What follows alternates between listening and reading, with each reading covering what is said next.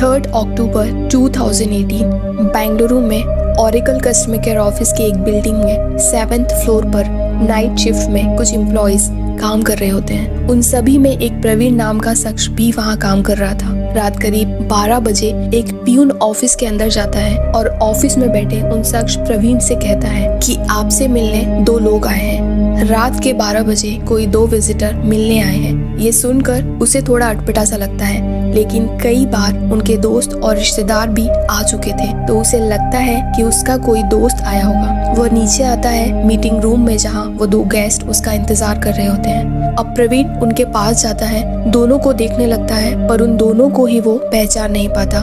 उसकी नजरों में उन दोनों के बारे में जानने की इच्छा होती है कि ये दोनों कौन है, कि तभी उन दोनों में से एक शख्स ने अपना हाथ आगे बढ़ाते हुए केवल इतना कहा, हेलो मिस्टर तरुण। हाथ आगे बढ़ा हुआ है, जुबान से नाम तरुण। ये नाम सुनते ही ओरेकल के एम्प्लॉय प्रवीण के होश उड़ जाते हैं, क्योंकि उसने ये नाम 15 साल बाद सुना था।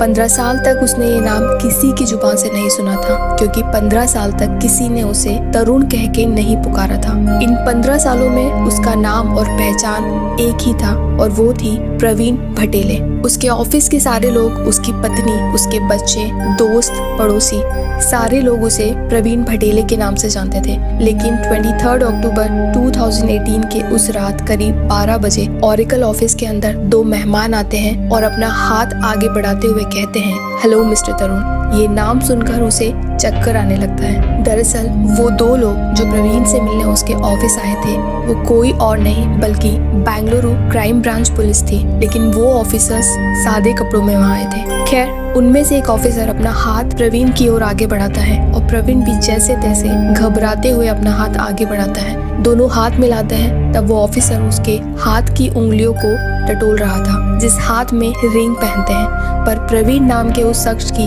एक उंगली टूटी हुई थी।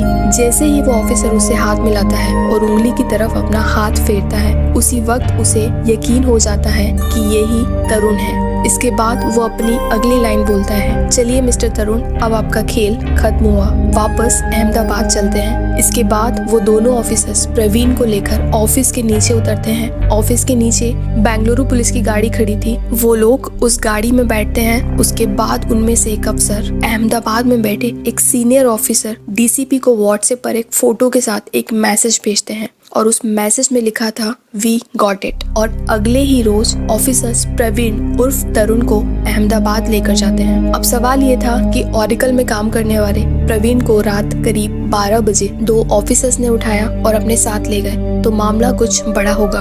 वो दोनों ऑफिसर्स क्राइम ब्रांच के थे और वो अहमदाबाद क्राइम ब्रांच से बेंगलुरु इसी शख्स की तलाश में आए और उसे लेकर अहमदाबाद चले गए। ये जो कुछ भी हो रहा था वो 2018 में हुआ था, लेकिन जिस वजह से ये आधी रात को प्रवीण को ढूंढते हुए crime branch Oracle customer care office पहुंची और उसे वहां से उठाया, इसके पीछे की वजह ये कहें या ये पूरा मामला 15 साल पुराना है, यानी साल 2003। इस मिस्टीरियस क्राइम स्टोरी को शुरू करने से पहले आप सभी से रिक्वेस्ट है, अगर अभी तक आपने हमारे चैनल को सब्सक्राइब नहीं किया है तो प्लीज हमें सब्सक्राइब कर लें, क्योंकि हम ऐसी ही क्राइम स्टोरीज इस चैनल पर लाते रहते हैं। और अगर आपको ये वीडियो अच्छा लगे तो इसे एक लाइक जरूर करें। साल 2003 अहमदाबाद में एक हस्बैंड वाइफ रहा करते थे।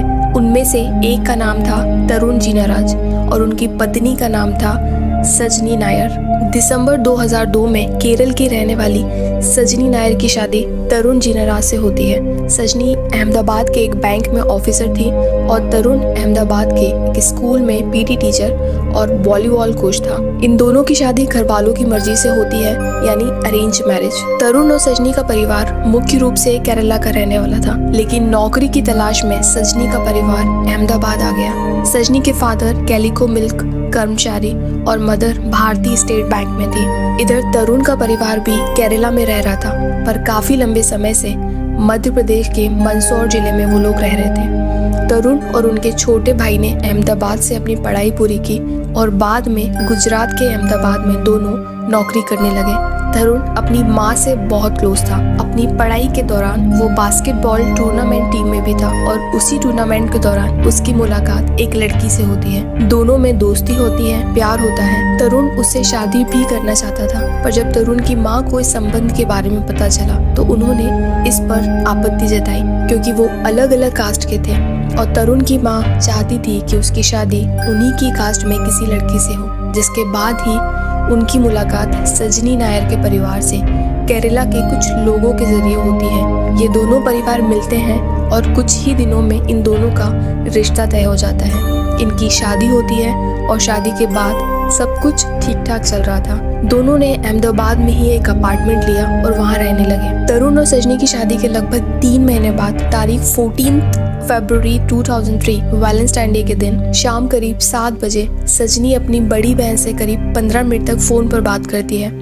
उस टाइम तक सब कुछ ठीक था, लेकिन उसी के करीब 2 घंटे बीतने के बाद अचानक तरुण का फोन सजनी के घर वालों को जाता है और वो कहता है कि आप लोग जल्दी से हॉस्पिटल आ जाइए, सजनी की हालत बहुत खराब है। इतना सुनते ही सजनी के घर वाले भागते हुए हॉस्पिटल पहुंचते हैं, लेकिन तब तक सजनी की मौत हो चुकी थी। डॉक्टर सजनी की बॉडी देखकर ये समझ जाते हैं कि ये एक अननेचुरल डेथ है और किसी ने सजनी को गला घोंटकर मार दिया है। इसके बाद तुरंत ही पुलिस को इसकी सूचना दी जाती है और सूचना मिलते ही पुलिस हॉस्पिटल पहुंचती है। क्योंकि तरुण ही सजनी को हॉस्पिटल लाया था और एकमात्र आई विटनेस था, तो सबसे पहले पुलिस तरुण का बयान लेती है। तरुण एक कोने में बैठकर बुरी तरह से रो रहा था। पुलिस आती है और जैसे तैसे तरुण से पूछताछ करती है। तरुण पुलिस को बताता है कि वो सुबह अपने भाई को रात के खाने यानी डिनर के लिए इनवाइट करने गया था और वह सुबह 7:30 बजे चाय पीकर घर से निकला और सजनी भी उस समय काम पर जाने के लिए तैयार हो रही थी। और उसके बाद शाम को जब वो घर वापस लौटा तो उसने देखा घर की हालत बहुत खराब थी। घर का सारा सामान बिखरा हुआ था और घर से कैश और ज्वेलरी भी गायब थी, मानो कोई चोरी करने के इरादे से घर में आया हो। और सजनी को उसने बेड पर गंभीर हालत में पड़ा देखा और तुरंत हॉस्पिटल ले आया। इधर तरुण की हालत भी खराब थी, क्योंकि शादी के 2-3 महीने ही हुए थे और सामने पत्नी की लाश पड़ी थी। उसका रो रो कर बुरा हाल था। घर वालों की हमदर्दी भी तरुण के साथ थी। अगले दिन सजनी की बॉडी को पोस्टमार्टम के लिए भेजा जाता है और उसके बाद उसका दाह संस्कार कर दिया जाता है। सजनी के गुजर जाने से तरुण पर गहरा असर पड़ता है। उसकी तबीयत लगातार बिगड़ने लगती है और सदमे की वजह से उसे भी हॉस्पिटल में भर्ती करना पड़ता है। वहीं दूसरी तरफ अब तरुण के बयानों के आधार पर पुलिस इस केस को चोरी के एंगल से जांच करना शुरू करती है। इसी सिलसिले में जब पुलिस अब तरुण और सजनी के फ्लैट पर पहुंचती है, वहां का एनवायरनमेंट देखकर उन्हें थोड़ा शक होता है, क्योंकि तरुण और सजनी जहां रह रहे थे वहां आसपास करीब 200 फ्लैट थे और ये पूरा मामला शाम करीब 7 से 8 बजे का था। इस टाइम पर आमतौर पर इतनी घनी आबादी वाली जगह पर बिना किसी की नजर पड़े चोर घर में घुस जाए और लड़ाई करें, इसकी संभावना बहुत कम थी। और इस बीच अब पुलिस को तरुण पर शक होता है कि या तो तरुण उनसे कुछ छुपा रहा है या फिर मामला कुछ और है। ये सब जांच पड़ताल में अब तक 1 दिन बीत जाता है और अचानक 16 फरवरी के दिन शाम तरुण के भाई को पुलिस का फोन जाता है कि तरुण हॉस्पिटल से गायब है। चूंकि पुलिस को तरुण पर शक था, इसीलिए वो फिर से जांच को लेकर हॉस्पिटल जाती है, पर तरुण हॉस्पिटल से गायब था। अब तरुण के अचानक यूं गायब हो जाने से सारा शक तरुण पर जाता है। दूसरी तरफ इस केस की खबर बड़ी ही रफ्तार से मीडिया में फैल जाती है और तरुण के अचानक यूं गायब हो जाने से सजनी के घर वालों और पुलिस दोनों को अब ये यकीन हो गया था कि इस केस में तरुण का हाथ है। इसीलिए बड़ी ही चतुराई से पहले उसने बीमारी का बहाना बनाया और फिर मौका पाते ही वो हॉस्पिटल से भाग निकला। अब पुलिस ने तरुण को ढूंढना शुरू किया, लेकिन वो कहीं नहीं मिला। जिसके बाद पुलिस ने तरुण के भाई और उसके माता पिता को भी उठाया, उनसे पूछताछ की। ये लोग भी कुछ दिनों तक जेल में रहे और फिर छूट गए, लेकिन तरुण की तलाश जारी थी, पर वो कहीं नहीं मिल रहा था। पूरी तरह गायब हो चुका था। उसके डॉक्यूमेंट के थ्रू भी उसे ढूंढा गया, पर कहीं से कोई क्लू नहीं मिला। पुलिस अपनी तमाम कोशिशें करती रही, पर कोई खबर नहीं थी और धीरे धीरे समय बीतता गया और उसकी तलाश बंद हो गई। ये केस भी ठंडा पड़ रहा था और आखिरकार एक लंबे इंतजार के बाद जब पुलिस को इस केस में कोई सफलता नहीं मिल रही थी, सजनी के घर वाले, उनके माता पिता, बहन बहुत दुखी, बहुत नाराज थे। क्योंकि तरुण का कोई पता नहीं था और ना ही उसकी कोई खबर थी। पुलिस छानबीन के लगभग 3 साल बीत चुके थे। सजनी नायर के घर वाले एक लंबे इंतजार के बाद अब साल 2006 में, उस समय गुजरात के मुख्यमंत्री नरेंद्र मोदी जी थे, तो उन लोगों ने नरेंद्र मोदी से मिलने की बात की और उनसे सहायता मांगी और तब जाकर सीएमओ चीफ मिनिस्टर ऑफिस से पुलिस को एक ऑर्डर आया कि आप लोग इस केस को सीरियसली और गंभीरता से इसकी जांच आगे बढ़ाएं। सजनी के घर वालों द्वारा लिए गए स्टेप के बाद अब इस केस में एक स्पेशल टीम बनाई गई और साथ ही तरुण की खबर देने वाले के लिए 1 लाख रुपए का इनाम भी रखा जाता है। पुलिस की स्पेशल टीम ने जब दोबारा इसकी जांच की, पोस्टमार्टम को देखा तो उन्हें क्लियर था कि सजनी नायर की गला घोंटकर हत्या की गई थी और साथ ही पूछताछ करने पे पता चला कि चोरी जैसी ऐसी कोई घटना हुई ही नहीं थी। ये सब कुछ केवल इस केस को एक अलग दिशा देने और भटकाने के लिए किया गया था। साथ ही इस केस में जब इंटरनली जांच हुई तो बहुत सारी चौंकाने वाली बातें सामने आई। पता चला कि तरुण सजनी के शादी को कुछ ही महीने हुए थे और तरुण सजनी को बहुत तंग किया करता था। सजनी के बैंक अकाउंट में जितना भी पैसा था वो पैसा उसने अपने बैंक अकाउंट में ट्रांसफर कर लिया था। सजनी की सैलरी से उसने एक न्यू कार भी खरीदी थी जिसे उसने अपने नाम पर रजिस्टर करवाया था। सजनी के सारे सोने के गहने उसने एक बैंक लॉकर में रखवा दिए थे। यहाँ तक कि तरुण की फैमिली का भी शादी के बाद दहेज को लेकर सजनी के परिवार के साथ विवाद हुआ था। तरुण ने सजनी को संयुक्त तलाक याचना दायर करने के लिए भी मनाने की कोशिश की थी, जिसे सजनी ने अस्वीकार कर दिया था। शादी के बाद सजनी के साथ जो कुछ भी हो रहा था उसका मानना था कि टाइम रहते चीजें ठीक हो जाएंगे और तरुण और उनके पिछले जीवन की सभी खामियों को स्वीकार करके और उसके साथ एक खुशहाल पारिवारिक जीवन जीने के लिए वो तैयार थे। इन सभी जानकारियों के साथ एक और जानकारी पुलिस के सामने आती है कि तरुण का शादी से पहले एक और लड़की के साथ अफेयर था और वो उससे शादी करना चाहता था, लेकिन तरुण की मां नहीं चाहती थी कि वो अदर कास्ट में शादी करे। पुलिस अब उस लड़की तक पहुंचती है। उस लड़की ने पुलिस को बताया कि हाँ, 16 फरवरी को तरुण का फोन उसके पास आया था और उसने मुझसे कहा कि चलो हम भाग कर शादी कर लेते हैं और हमारे रास्ते का कांटा भी साफ हो चुका है। पर सजनी की मौत की खबर सुनते ही मैंने उसे कहा कि मैं एक कातिल से शादी नहीं कर सकती और मैंने उसके साथ जाने से मना कर दिया। ये सभी जानकारियों के बाद पुलिस को ये क्लियर था कि ये एक मर्डर है और मर्डर का मोटिव भी पुलिस को पता चल चुका था कि अपनी गर्लफ्रेंड से शादी करने के लिए तरुण ने अपनी बीवी का खून कर दिया था। अब धीरे धीरे वक्त बीतता है, तरुण का कोई सुराग नहीं मिल रहा था। कुछ टाइम के बाद तरुण की फैमिली भी बैंगलोर शिफ्ट हो गई थी। 2009 आते नाते तरुण के पिता की भी मौत हो जाती है। दरअसल 2009 में पुलिस को पता चला कि पहली बार तरुण अपने घर केरला गया था। जब उसके माता पिता केरला में थे, तरुण को देखकर घर वालों की हालत खराब हो जाती है। उन्हें लगता है कि यदि उसे किसी ने देख लिया तो मुसीबत में पड़ सकते हैं। इसके बाद तरुण को वहां से भगा दिया जाता है और उसके अगले ही दिन तरुण के पिता की हार्ट अटैक आने की वजह से मौत हो जाती है। और उसके बाद तरुण के वहां से जाने के बाद पुलिस को तरुण के बारे में कोई खबर नहीं मिली। समय बीतता गया और ऐसा लग रहा था कि एक बार फिर इस केस को तकरीबन क्लोज ही कर दिया गया था, लेकिन दूसरी तरफ इस केस को ओपन भी रखा जा रहा था क्योंकि ऑफिसर्स के ट्रांसफर होते गए पर हर एक मीटिंग में इस केस को ऊपर रखा जाता और इस केस पर बात भी होती। धीरे धीरे समय और बीतता है, महीनों से वक्त सालों में बदल रहा था और लगभग 13 साल बीत जाते हैं और एक दिन साल 2016 में एक न्यू IAS ऑफिसर दीपक भद्रन इस केस में अपडेट मांगते हैं। तो पता चलता है कि तरुण की पिता की मृत्यु के बाद उसकी मां मंदसौर में रहने लगी थी और उसका बड़ा भाई जो अहमदाबाद में रह रहा था। पर तरुण को लेकर अभी भी पुलिस के हाथ कुछ नहीं लगा था।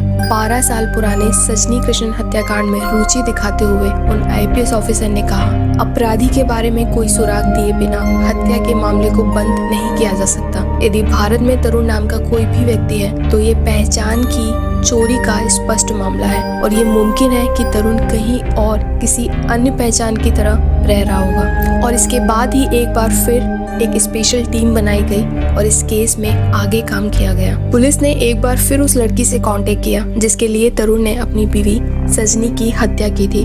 पुलिस ने उससे पूछा कि तरुण की कोई खबर या तुम्हारे पास या फिर उसने तुम्हें कभी कोई कांटेक्ट करने की कोशिश की हो इतने दिनों में। तो उस लड़की ने पुलिस को बताया कि हाँ, तरुण जैसे दिखने वाले एक शख्स को हाल ही में मेरे कुछ दोस्तों ने दिल्ली के एक मॉल में देखा है। पुलिस के लिए बहुत टाइम के बाद यह एक बड़ा क्लू था। अब पुलिस की टीम सीधे दिल्ली के उस मॉल और उस इलाके में छानबीन करने पहुंचती है, लेकिन एक बार फिर तमाम कोशिशों के बाद तरुण पुलिस के हाथ नहीं लगता। लेकिन इस सूचना के बाद पुलिस को ये कंफर्म हो जाता है कि तरुण जिंदा है। अब पुलिस तरुण के सारे परिवार रिश्तेदारों के फोन को सर्विलांस पे लगाती है, कहीं से तो तरुण की कोई खबर मिले। कई दिनों के इंतजार के बाद कुछ हाथ नहीं लगता और पुलिस की ये कोशिश भी नाकाम हो जाती है। पुलिस को कहीं ना कहीं ये यकीन था कि तरुण जिंदा है और वो अपनी फैमिली से भी कभी ना कभी कांटेक्ट जरूर करेगा, पर ना तो तरुण की माँ के पास कभी कोई फोन आया और ना ही उसके रिश्तेदारों दोस्तों को कभी तरुण का फोन आया। तरुण का उसके भाई के साथ भी कोई कांटेक्ट नहीं था। पूरे रिश्तेदार दोस्तों से कोई क्लू नहीं मिल रहा था और आखिरकार अब सारी उम्मीदें तरुण की माँ पर टिकी हुई थी कि कभी ना कभी तो तरुण अपनी माँ से मिलने जरूर आएगा या फिर उन्हें कॉल जरूर करेगा। पुलिस दोबारा उसकी माँ के हर एक कॉल को ट्रेस करती है, शायद कोई सुराग मिले, और एक रोज तरुण की माँ को एक लैंडलाइन नंबर से कॉल आता है। पुलिस सारे नंबर्स को क्रॉस चेक कर रही थी और ये पहली बार था कि बैंगलोर से तरुण की माँ को एक लैंडलाइन नंबर से कॉल आया था। पुलिस इस नंबर को क्रॉस चेक करती है तो पता चलता है कि ये कॉल किसी ओरेकल कंपनी से आया था। अब अहमदाबाद पुलिस टीम थोड़ी परेशान थी कि ओरेकल कंपनी को तरुण की माँ से क्या काम। अब पुलिस की एक टीम इस वजह को ढूंढने लगती है और पुलिस की एक टीम अहमदाबाद से बैंगलोर के लिए रवाना होती है और वहाँ जाकर बैंगलोर पुलिस से कांटेक्ट करती है। तब बेंगलुरु पुलिस की कंपनी के HR डिपार्टमेंट से बात होती है और वो कहते हैं कि हमें कंपनी के सारे एम्प्लॉयज की लिस्ट चाहिए, ये एक डेली रूटीन चेक है। तब HR डिपार्टमेंट पुलिस को सारे एम्प्लॉयज की लिस्ट देता है।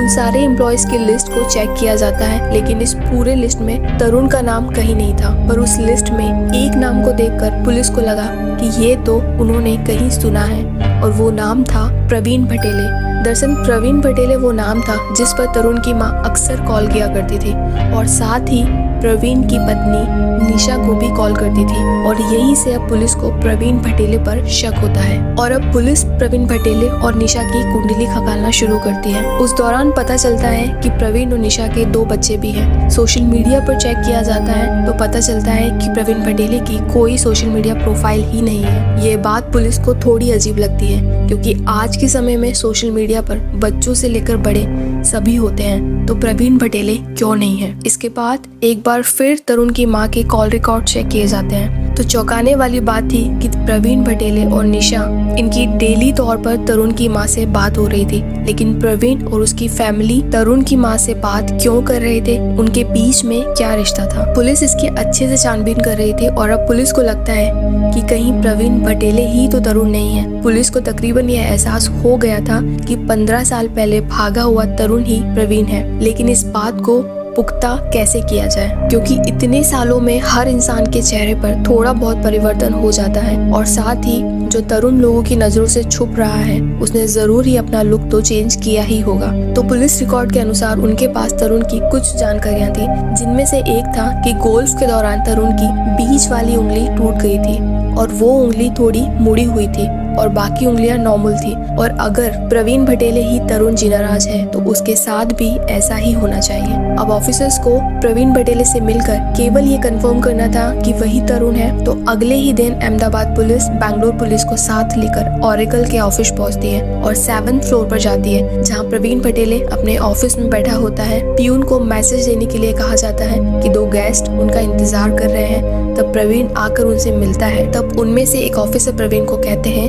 हेलो मिस्टर तरुण। ये सुनकर वो हक्का बक्का रह जाता है क्योंकि 10 सालों में पहली बार ये नाम उसने सुना था। उसके बाद पुलिस उसके हाथों को टटोलती है तो उसकी बीच वाली उंगली टूटी हुई थी, तो पुलिस को ये पूरी तरह कंफर्म हो जाता है कि यही तरुण है और फिर ये कहा जाता है कि अब खेल खत्म हुआ। एक लैंडलाइन नंबर की वजह से तरुण पुलिस के हाथ लगा। एक लंबे समय से माँ बेटे नाम बदल कर बातें कर रहे थे और किसी को भी अंदाजा नहीं था। उस दिन उसने अपने मोबाइल से अपनी माँ को कॉल किया, लेकिन कुछ टेक्निकल इशू की वजह से वो बात नहीं कर पाया और फिर उसने ऑफिस में बैठे बैठे ही थोड़ी सी लापरवाही बरती और कंपनी के लैंडलाइन से उन्हें कॉल कर दिया। ये पुलिस रिकॉर्ड में आया और अगर यदि वो लैंडलाइन नंबर से कॉल नहीं करता तो शायद ये राज जाने कितने सालों तक यूं ही चलता रहता। तरुण इतने सालों से प्रवीण पटेले की आइडेंटिटी के साथ रह रहा था, पर ये कैसे मुमकिन था?